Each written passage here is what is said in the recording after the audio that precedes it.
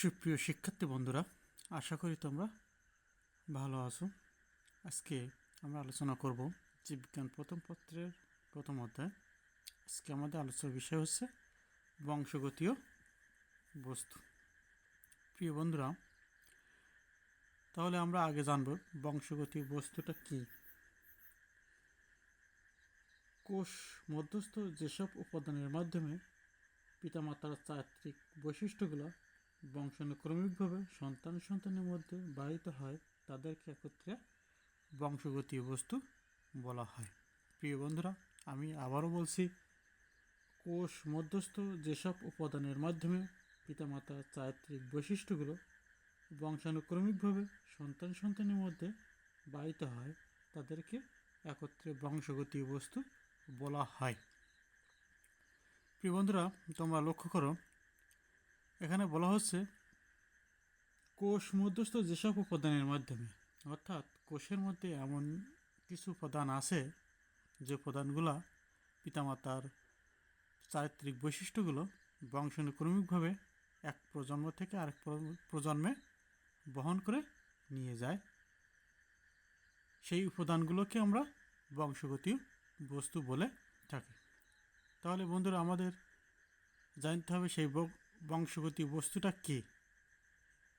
সেই বংশগতীয় বস্তুটা হচ্ছে নিউক্লিক অ্যাসিড। বংশগতীয় বস্তুটা হচ্ছে কি? Nucleic acid.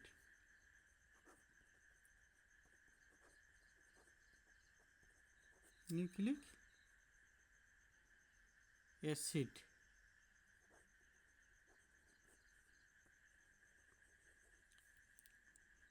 জীবজগতে বৈশিষ্ট্য বহনকারী, প্রকাশকারী এবং বংশগতি উপাদান এই নিউক্লিক অ্যাসিড।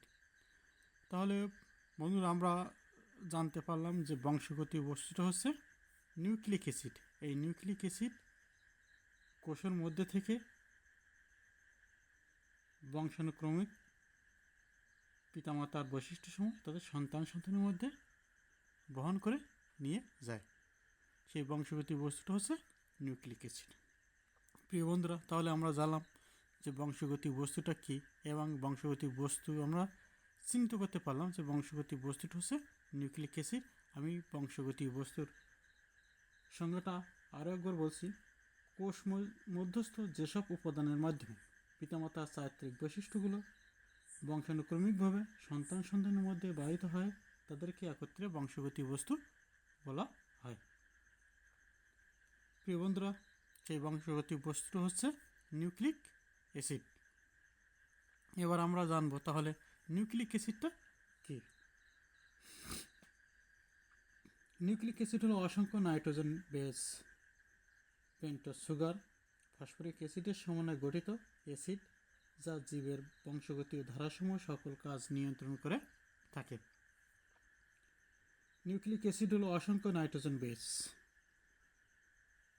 পেন্টোজ সুগার ও ফসফরিক অ্যাসিডের সমন্বয়ে গঠিত অ্যাসিড যা জীবের বংশগতীয় ধারাসমূহ সকল কাজ নিয়ন্ত্রণ করে থাকে। তাহলে বন্ধুরা, নিউক্লিক অ্যাসিড হাইড্রোলাইসিস অর্থাৎ পানি বিয়োজনের পরে তিনটি উপাদান পাওয়া যায় এখানে। প্রথম উপাদান হচ্ছে পেন্টোজ সুগার, পেন্টোজ সুগার। দ্বিতীয় উপাদান হচ্ছে নাইট্রোজেন বেস, নাইট্রোজেন বেস, যেটাকে আমরা ক্ষারক বলি, ক্ষারক বলা যায়। 3 নম্বর হচ্ছে ফসফরিক অ্যাসিড, ফসফরিক অ্যাসিড। অর্থাৎ পেন্টোজ সুগার, নাইট্রোজেন বেস ও ফসফরিক অ্যাসিড এই তিনটা মিলে নিউক্লিক অ্যাসিড গঠিত হয়। অর্থাৎ নিউক্লিক অ্যাসিডকে হাইড্রোলাইসিস করলে এই তিনটে উপাদান পাওয়া যায়: পেন্টোজ সুগার, নাইট্রোজেন বেস বা ক্ষারক, phosphoric acid. Nitrogen base, pentose sugar ও ফসফরিক অ্যাসিড এর সমন্বয়ে নিউক্লিক অ্যাসিড গঠিত হয়। এই nucleic acid carbon, hydrogen, oxygen nitrogen ও ফসফরাস মৌল নিয়ে গঠিত। প্রিয় বন্ধুরা, নিউক্লিক অ্যাসিড কী নিয়ে গঠিত? Carbon, hydrogen, oxygen, nitrogen, phosphorus নিয়ে নিউক্লিক অ্যাসিড গঠিত। তাহলে বন্ধুরা, আমরা নিউক্লিক অ্যাসিড কি এটাও জানতে পারলাম। নিউক্লিক অ্যাসিড হচ্ছে অসংখ্য নাইট্রোজেন বেস, পেন্টোজ সুগার ও ফসফরিক অ্যাসিড এর সমন্বয়ে গঠিত একটি অ্যাসিড, যা জীবের বংশগতি ধারাসমূহ সকল কাজ নিয়ন্ত্রণ করে। অর্থাৎ আমরা যদি নিউক্লিক অ্যাসিডের মূল উপাদান হিসেবে দেখি, তাহলে হাইড্রোলাইসিসের পর নিউক্লিক অ্যাসিডে 3টি উপাদান পাওয়া যায়। একটা হচ্ছে পেন্টোজ সুগার, একটা হচ্ছে নাইট্রোজেন বেস, আর একটা হচ্ছে ফসফরিক অ্যাসিড। প্রিয় বন্ধুরা, তাহলে আমরা নিউক্লিক অ্যাসিড কি এটা জানতে পারলাম। এবার আমরা জানবো এক এক করে পেন্টোজ সুগার কি, নাইট্রোজেন বেস কি, ফসফরিক অ্যাসিড সব আলাদা আলাদাভাবে আমরা জানব। এবার আমরা প্রথমে জানবো pentose sugar. Pentose sugar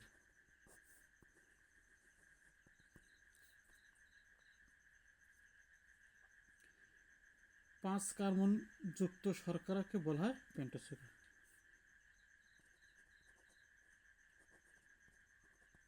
5 carbon যুক্ত শর্করা কি আমরা বলছি? Pentose sugar. 5 কার্বন যুক্ত শর্করাকে আমরা বলছি পেন্টোজ সুগার। এই পেন্টোজ সুগার 2 ধরনের। একটি হচ্ছে রাইবোজ সুগার, রাইবোজ সুগার। একটি হচ্ছে ডিঅক্সিরাইবোজ সুগার, ডিঅক্সিরাইবোজ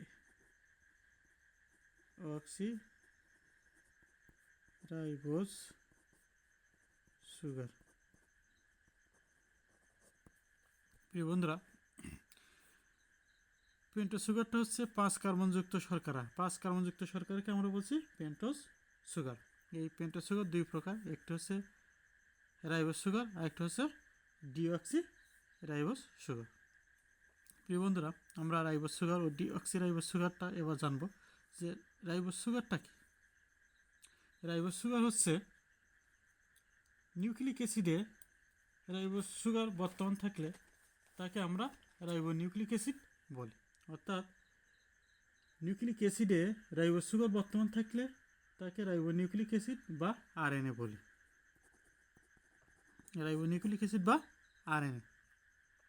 আর ডিঅক্সিরাইবোজ সুগারটা হচ্ছে নিউক্লিক অ্যাসিডে ডিঅক্সিরাইবোজ সুগার বর্তমান থাকলে তাকে ডিঅক্সিরাইবোনিউক্লিক অ্যাসিড বা ডিএনএ বলে থাকি। তাহলে আমরা রাইবোজ সুগারটা জানলাম। রাইবোজ সুগারটা হচ্ছে নিউক্লিক অ্যাসিডে যদি রাইবোজ সুগার থাকে সেটি হবে রাইবোনিউক্লিক অ্যাসিড বা আরএনএ। আর নিউক্লিক অ্যাসিডে যদি ডিঅক্সিরাইবোজ সুগার থাকে তাকে আমরা বলবো ডিঅক্সিরাইবোনিউক্লিক অ্যাসিড বা ডিএনএ। এখন আমরা রাইবোজ সুগার ও ডিঅক্সিরাইবোজ সুগারের গঠন চিত্রটা একটু দেখব কেমন। প্রিয় শিক্ষার্থী বন্ধুরা, তোমরা লক্ষ্য করো গঠন চিত্রটা।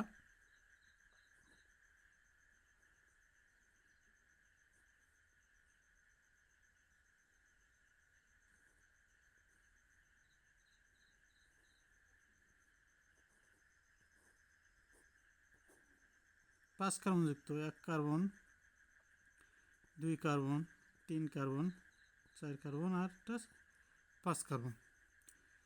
OH, H, H, OH, H, OH, H, CH2, OH। 1 carbon, 2 carbon, 3 carbon, 4 carbon, 5 carbon. এটি হচ্ছে রাইবোজ সুগার। Ribose sugar. আর ডিঅক্সিরাইবোজ সুগারটা আমরা একটু গঠন চিত্রটা লক্ষ্য করি।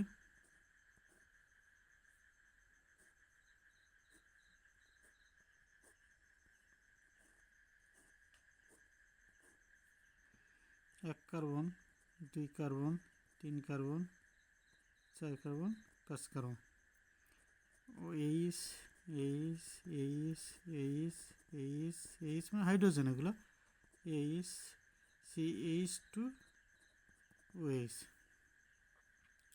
প্রিয় বন্ধুরা খেয়াল করো, একটি হচ্ছে ডিঅক্সিরাইবোজ সুগার, ডিঅক্সিরাইবোজ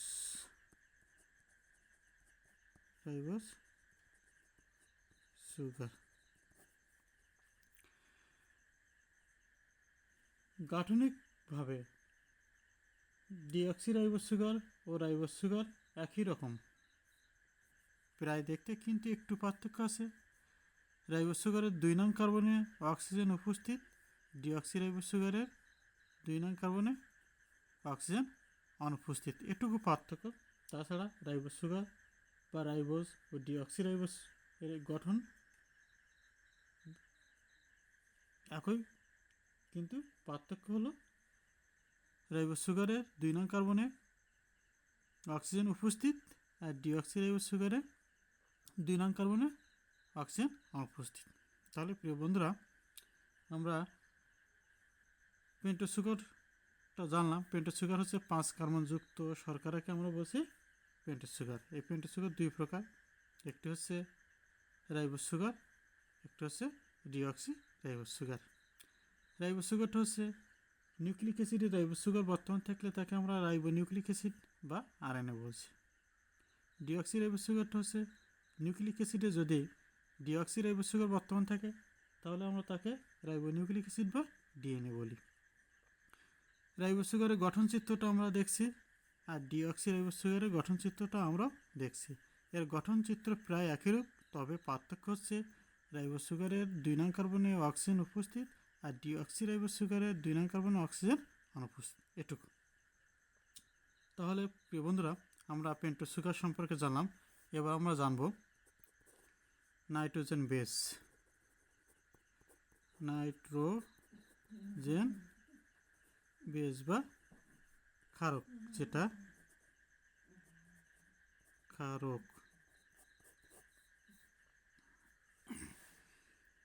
নিউক্লিক অ্যাসিডে 2 ধরনের নাইট্রোজেন ঘটিত ক্ষারক থাকে।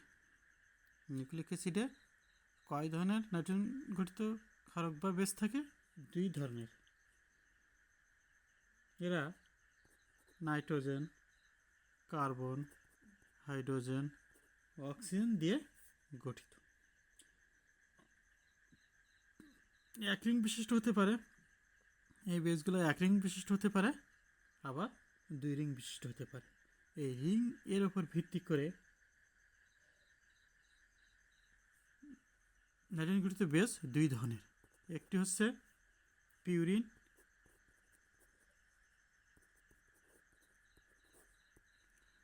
আরেকটি হচ্ছে পাইরিমিডিন।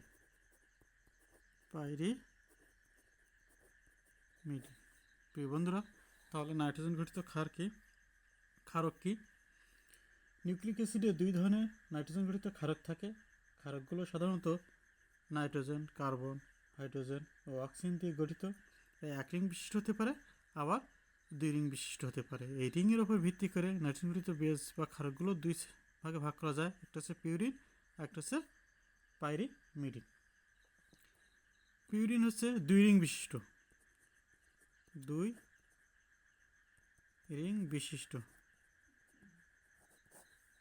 আর পাইরিমিডিন হচ্ছে 1 রিং বিশিষ্ট।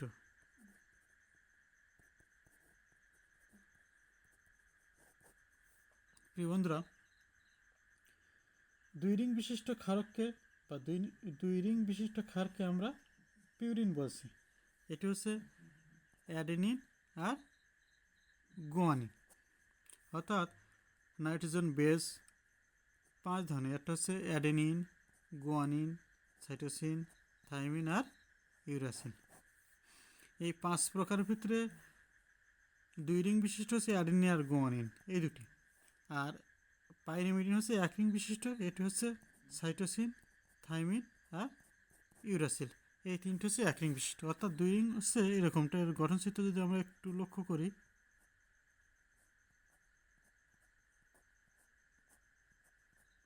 2 রিং বিশিষ্ট, আর পাইরিমিডিন হচ্ছে 1 রিং বিশিষ্ট, এমনটা।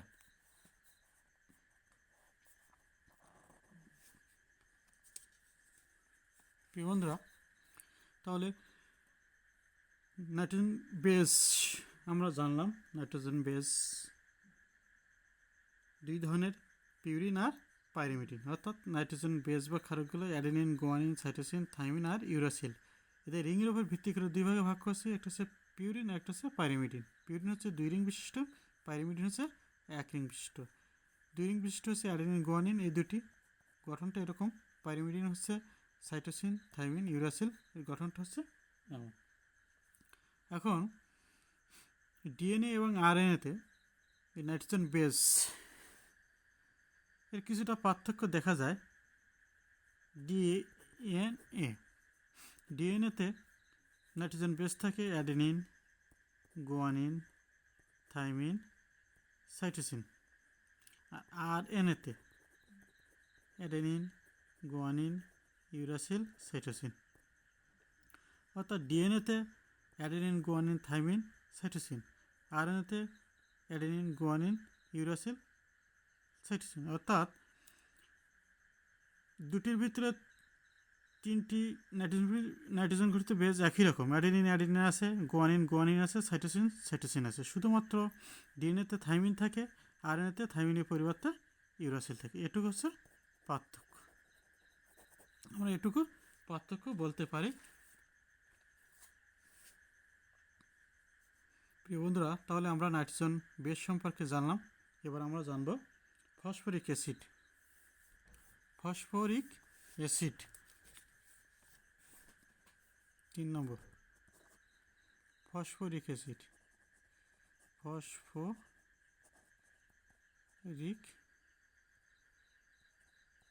অ্যাসিড, ফসফরিক অ্যাসিডটা কি? নিউক্লিক অ্যাসিডের অন্যতম উপাদান ফসফরিক অ্যাসিডের ফসফেট গ্রুপ। কি বললাম? নিউক্লিক অ্যাসিডের অন্যতম উপাদান ফসফরিক অ্যাসিডের ফসফেট গ্রুপ। এর আণবিক সংখ্যা যদি আমরা দেখি, সেটা হচ্ছে H3P4। আমরা যদি এর গঠন চিত্রটা একটু লক্ষ্য করি, খেয়াল করো।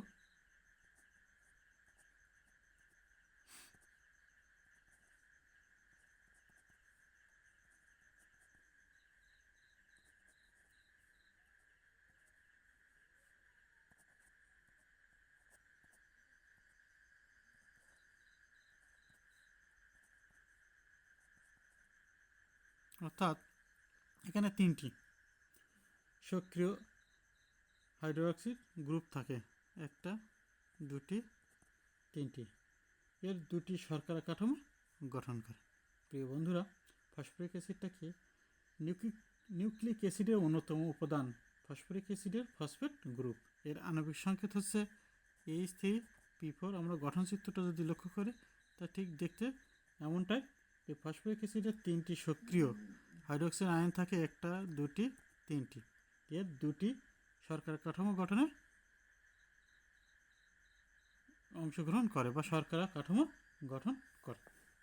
প্রিয় বন্ধুরা, তাহলে আমরা বংশগতি বস্তু সম্পর্কে জানলাম। বংশগতি বস্তুটা কি? বংশগতি বস্তুটা হচ্ছে নিউক্লিক অ্যাসিড। সেই নিউক্লিক অ্যাসিড হাইড্রোলাইসিসের পর 3টি উপাদানে বিভক্ত হয় বা 3টি উপাদান পাওয়া যায়। হাইড্রোলাইসিস করলে পেন্টোজ সুগার, নাইট্রোজেন বেস আর ফসফরিক অ্যাসিড। এই নিউক্লিক অ্যাসিড সাধারণত carbon, hydrogen, oxygen, nitrogen, phosphate এর সমন্বয় বা মৌল নিয়ে গঠিত। আমরা এবার পেন্টোজ সুগারটা জানলাম। পেন্টোজ সুগারটা হচ্ছে 5 কার্বনযুক্ত শর্করাকে আমরা পেন্টোজ সুগার বলছি। পেন্টোজ সুগার 2 প্রকার, একটা হচ্ছে রাইবোজ সুগার, আর একটা হচ্ছে ডিঅক্সিরাইবোজ সুগার। রাইবোজ সুগারটা হচ্ছে নিউক্লিক অ্যাসিডে যদি রাইবোজ সুগার থাকে, তাকে আমরা রাইবোনিউক্লিক অ্যাসিড বলি। নিউক্লিক অ্যাসিডে যদি ডিঅক্সিরাইবোজ সুগার বর্তমান থাকে, তাকে আমরা বলবো ডিঅক্সিরাইবোনিউক্লিক অ্যাসিড বা ডিএনএ। রাইবোজ সুগারের গঠন চিত্রটা আমরা খেয়াল করছি, ডিঅক্সিরাইবোজ সুগারের গঠন চিত্রটা আমরা খেয়াল করছি। রাইবোজ সুগারের গঠন চিত্র ও ডিঅক্সিরাইবোজ সুগারের গঠন চিত্র প্রায় একই রকম গঠন, তবে শুধুমাত্র পার্থক্য আছে যে রাইবোজ সুগার 2 নং কার্বনে অক্সিজেন উপস্থিত আর ডিঅক্সি রাইবোজ সুগারের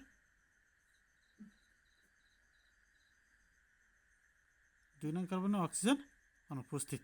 প্রিয় বন্ধুরা, তাহলে আমরা পেন্টোজ সুগার সম্পর্কে জানলাম। এবার আমরা জানবো নাইট্রোজেন বেস বা ক্ষারক হচ্ছে 5 প্রকার: অ্যাডেনিন, গুয়ানিন, সাইটোসিন, থাইমিন আর ইউরাসিল। রিংয়ের ওপর ভিত্তি করে 2 ধরনের পিউরিন আর পাইরিমিডিন। পিউরিন হচ্ছে 2 রিং বিশিষ্ট, পাইরিমিডিন হচ্ছে 1 রিং বিশিষ্ট। 2 রিং বিশিষ্ট যেটা অ্যাডেনিন, গুয়ানিন, দেখতে ঠিক এরকমটাই। পাইরিমিডিন হচ্ছে 1 রিং বিশিষ্ট, সাইটোসিন, থাইমিন, ইউরাসিল, দেখতে ঠিক এমনটাই। গঠনচিত্র এই দুটি। ডিএনএ এবং আরএনএর মধ্যে এই নাইট্রোজেন বেস বা ক্ষারকগুলো ভিন্ন ধরনের দেখা যায়, একই রকম বলা যেতে পারে, শুধুমাত্র একটু পার্থক্য। তো ডিএনএতে আছে অ্যাডেনিন, গুয়ানিন, থাইমিন, সাইটোসিন, আর আরএনএতে আছে অ্যাডেনিন, গুয়ানিন, ইউরাসিল, সাইটোসিন। অর্থাৎ থাইমিন আর ইউরাসিল এটুকু পার্থক্য। ডিএনএতে শুধু থাইমিন থাকবে আর আরএনএতে থাকবে ইউরাসিল। ফসফরিক অ্যাসিডটা হচ্ছে নিউক্লিক অ্যাসিড অন্যতম ফসফরিক অ্যাসিডের ফসফেট গ্রুপ। এর আণবিক সংকেত আমরা জানি H3P4। ফসফরিক অ্যাসিডের 3টি সক্রিয়, আমরা গঠনচিত্র যদি একটি খেয়াল করি তাহলে 3টি সক্রিয় হাইড্রোক্সিল আয়ন একটি বা গ্রুপ 1টি 2টি 3টি থাকে। এর 2টি শর্করা কাঠামো গঠন করে। তাহলে প্রিয় বন্ধুরা, আমরা বংশগতি বস্তু সম্পর্কে জানলাম। বংশগতি বস্তুটা হচ্ছে নিউক্লিক অ্যাসিড। এই নিউক্লিক অ্যাসিডকে আমরা এর বিস্তারিত জানলাম। এবার আমরা এই সম্পর্কে কিছু সংজ্ঞা জানব। প্রথম হচ্ছে নিউক্লিওসাইড।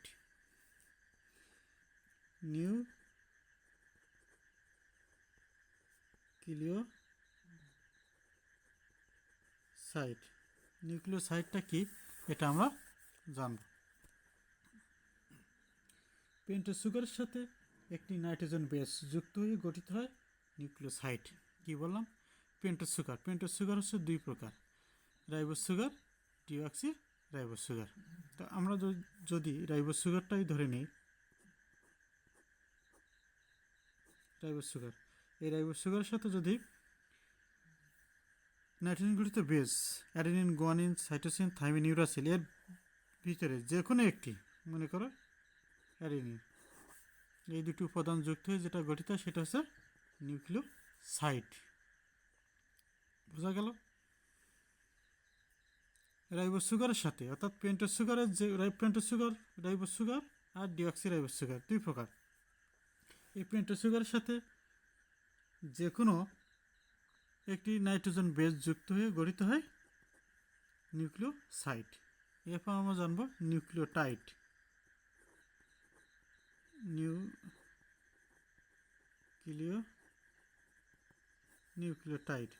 নিউক্লিওটাইডটা হচ্ছে নিউক্লিওসাইডের সাথে একটা ফসফেট যুক্ত থাকলে আমরা, এটা হচ্ছে নিউক্লিওসাইড। এই নিউক্লিওসাইডের সাথে যদি একটি ফসফেট যুক্ত থাকে তাহলে গঠিত হয় নিউক্লিওটাইড। এই নিউক্লিওটাইড হচ্ছে ডিএনএ বা আরএনএর গাঠনিক একক। ডিএনএ যে 2টি সূত্র আছে, এই 2টি সূত্র যে গঠন করে তার গাঠনিক একককে নিউক্লিওটাইড বলা হয়। অর্থাৎ অনেকগুলো নিউক্লিওটাইড একসাথে যুক্ত হয়ে পলিনিউক্লিওটাইড সৃষ্টি হয়। সেই পলিনিউক্লিওটাইড সৃষ্টির মাধ্যমে ডিএনএর সূত্র গঠন করে। প্রিয় বন্ধুরা, তাহলে আমরা নিউক্লিওটাইড জানলাম। নিউক্লিওসাইড জানলে নিউক্লিওটাইড সম্পর্কে আমরা জানবো। নিউক্লিওসাইড হচ্ছে পেন্টোজ সুগারের সাথে যে কোনো একটি নাইট্রোজেন বেস যুক্ত হয়ে নিউক্লিওসাইড গঠন করে। আর এই নিউক্লিওসাইড যেটা গঠিত হয় তার সাথে শুধুমাত্র একটি ফসফেট যুক্ত হয়ে নিউক্লিওটাইড গঠন করে। নিউক্লিওসাইড ও নিউক্লিওটাইডের মধ্যে পার্থক্য আমরা কিন্তু নির্ণয় করতে পারবো। তাহলে বন্ধুরা, এরপর আমরা জানি ডাইনিউক্লিওটাইড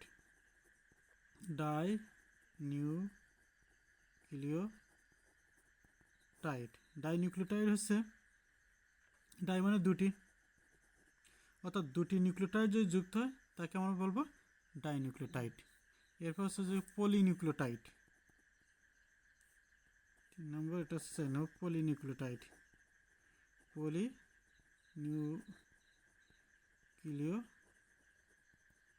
পলিনিউক্লিওটাইড হচ্ছে পলি মানে অনেক, পলি মানে অনেক বোঝাচ্ছে এখানে, অর্থাৎ অনেকগুলো যখন নিউক্লিওটাইড একের পর এক যুক্ত হয়ে এটা শেকল আকৃতির গঠন করে তখন তাকে আমরা পলিনিউক্লিওটাইড বলবো। এই পলিনিউক্লিওটাইডের মাধ্যমে ডিএনএ যে সূত্র গঠিত হয়। তাহলে প্রিয় বন্ধুরা, আমরা নিউক্লিওসাইড, নিউক্লিওটাইড, ডাইনিউক্লিওটাইড, পলিনিউক্লিওটাইড সম্পর্কে আমরা জানলাম। প্রিয় বন্ধুরা, তাহলে বংশগতি বস্তু সম্পর্কে ও একই সাথে এই সম্পর্কিত কিছু সংজ্ঞা আমরা আজ জানলাম। আমরা পরবর্তী ক্লাসে ডিএনএর গঠন সম্পর্কে আলোচনা করব। আজ এ পর্যন্তই। সবাই ভালো থাকো। ধন্যবাদ সকলকে।